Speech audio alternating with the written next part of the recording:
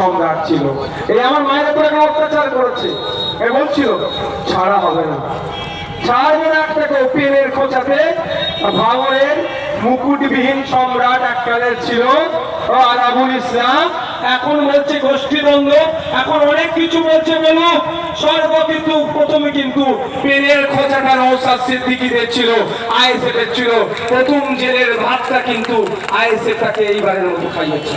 তো আপনাদের এলাকার যে সমস্ত পঞ্চায়েতের প্রধান, কয়েকদিন আগে তো একটা পঞ্চায়েতের প্রধানকে এই দলের লোকেরাই খুন করলো। সত্যি কষ্ট লেগেছিল, বিশ্বাস করুন। কারো তো পিতা, কারো তো সন্তান, কারো তো স্বামী, খুব কষ্ট লেগেছিল। তো ওই হিংসা আমরা হতে দেব না। সাথে সাথে এটাও বলছি, যেমন আমরা হিংসা হতে দেবো না, কিন্তু আমাদের কাছে সব লোক ডাউন হচ্ছে। পঞ্চায়েতের উন্নয়নের জন্য 1 বছরে কম করে 5 কোটি আছে, 5 বছরে 5 কোটি আছে, পুরো পঞ্চায়েতের